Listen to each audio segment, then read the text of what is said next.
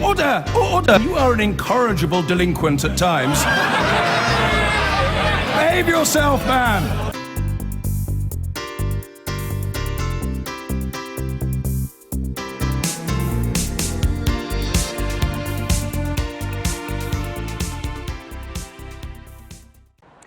Now, the former German Chancellor, Helmut Kohl, has died at the age of 87.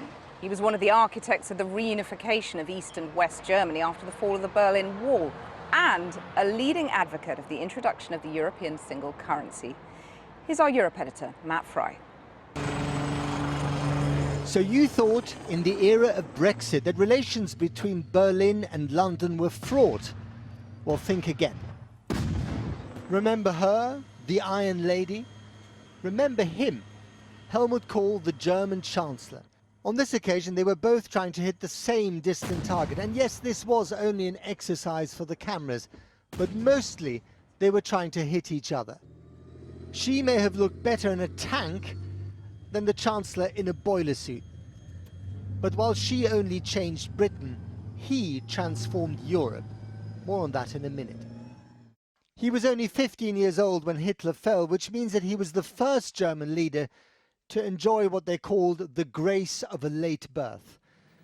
Like almost all other German politicians, he rose through party ranks, in his case the centre-right Christian Democrats, and then regional government. Kohl was the premier of the tiny Rhineland-Palatinate before becoming Chancellor. Kohl's finest hour, the one that got him into the history books, the 3rd of October 1990. My goal remains, he declared, the unity of our nation, if the historical hour permits it. Today we take a united Germany for granted, but then the historical hour looked decidedly dicey. A year earlier, the Berlin Wall was breached. Kohl seized on this opportunity, embarked on what was then thought of as a mission impossible, the unification of East and West Germany, creating the richest and most powerful nation in Europe by peaceful means. Crucially, he persuaded the then Soviet leader Mikhail Gorbachev at this meeting to back not just a united Germany, but a united Germany in NATO. The Cold War had been won on the West's terms without a single shot being fired. Kohl's biggest backer in all this was George Bush Sr. His biggest foe? Yes, Maggie Thatcher. Here they were all smiles, but the teeth were always gritted. Well, I would be very, very happy to receive advice from Chancellor Kohl about how to win triumphantly, effectively, with a vast majority for many, many years in the future. Spot the sarcasm. In his memoirs, he called her ice cold. Why? Because she tried to stop the creation of a united Germany. Berlin has remembered. The toxin of those days gave rise to some of today's bile over Brexit. And by the way, Kohl, all 6'4" of him, never shied away from a fight, even with an egg-pelting voter.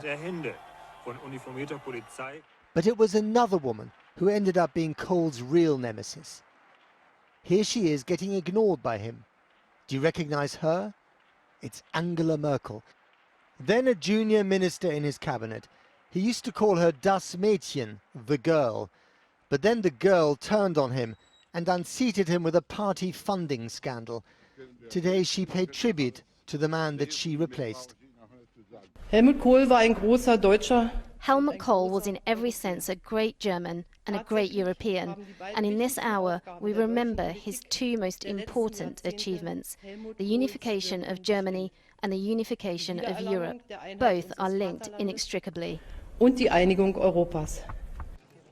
Felled by a stroke, he spent the last years of his life in a wheelchair, knowing full well that he had changed the course of Europe, but that we are all having to deal with it in our own ways.